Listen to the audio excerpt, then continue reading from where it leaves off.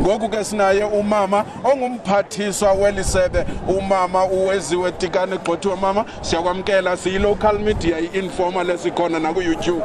Ndiyabulisa nakubaphulaphuli bonke.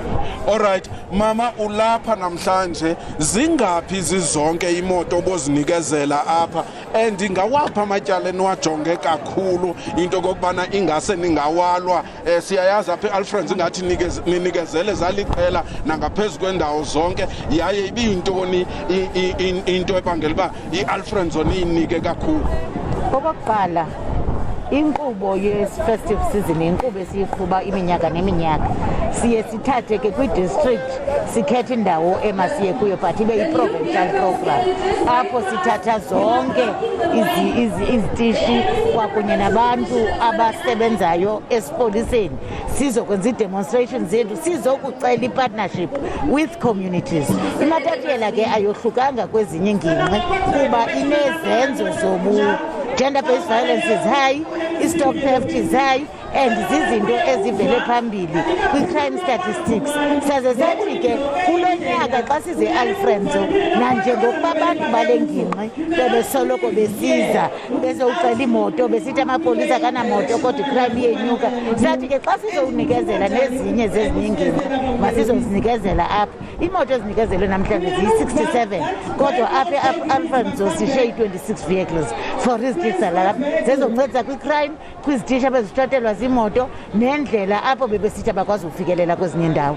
Mama ukhala nge-GBV apha sithetha ngokubethwa kokubulawa kwamakhosikazi nabantwana nokudlwengulwa. Kukhona izinto ezifunekayo kwizitishi zethu zesipolisa ezinjengekiti zokutesta zokujonga lo mcimbi wodlwengulo ikakhulu. Ingaba mama sinazo ezo nto zixhobe ngokwaneleyo kwesipolisa salapha? Izitishi zethu zonke zinazo izixhobo zokutestela for i-rape kits nazo zonke nokuncedisana ne-gender-based violence.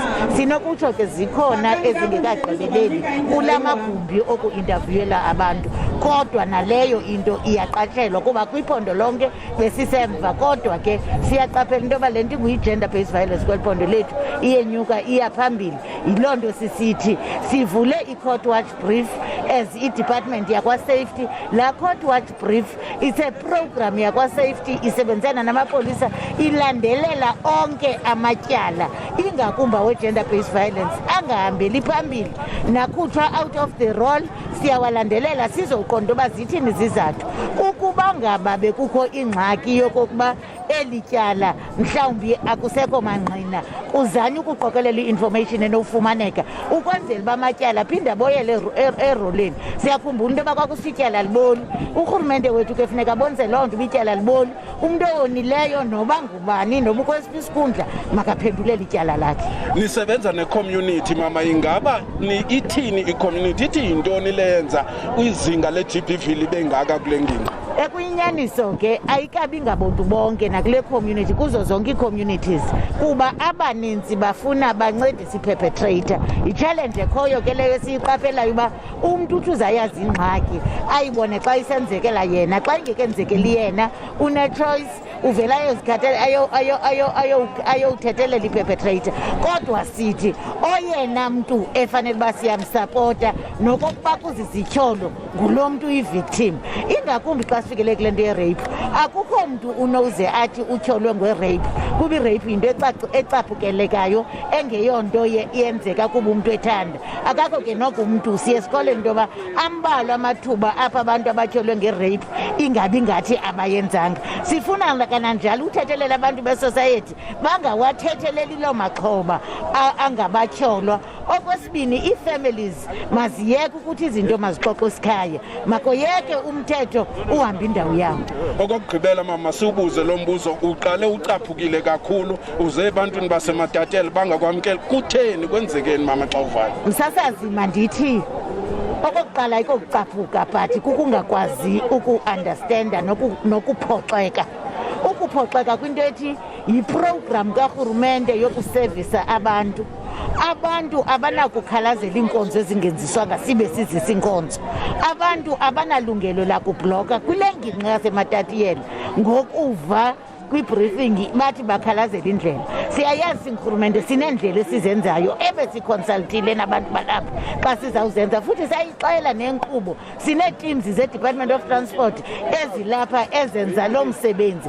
Asizukuthi ke xa kusenziwa indlela ibe ngathi ngenxa yento yoba siyayazi futhi siyavuma into okokuba sine-backlog yendlela. Kodwa within Alfredo ii-areas ezimbini endiyaziyo indlela ziyenziwa lela sebe lethu yimbizana neMatatiyela. Ndiqinisekile ngazo kwezinye siyawenza umsebenzi ukucenga abantu bakuthi bangathi xa befuna inkonzo basetyenziswe ngabantu abangenazo ezo njongo, kuba uyayibona into okokubana ngabantu abaphantsi kwempembelelo befanele babasoba xa benezicelo abazizisa kurhulumente wabo. Urhulumente nangaliphi ixesha uready to engage with them.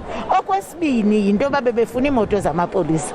Iimoto zamapolisa zizisiwe namhlanje kodwa bezanga emveni kokokuba isibophelelo besenziwe into yoba iimoto zizawuziswa. Xa zisiswa iimoto abekho namhlanje ngamathuba engqesho.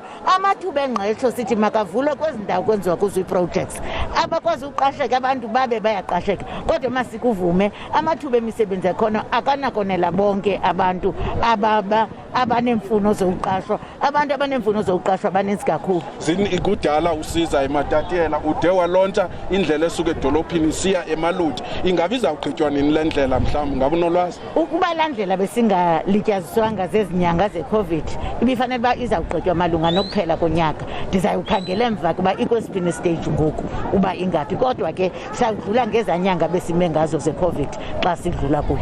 Masikubulele mama. Ndiyabulela kakhulu.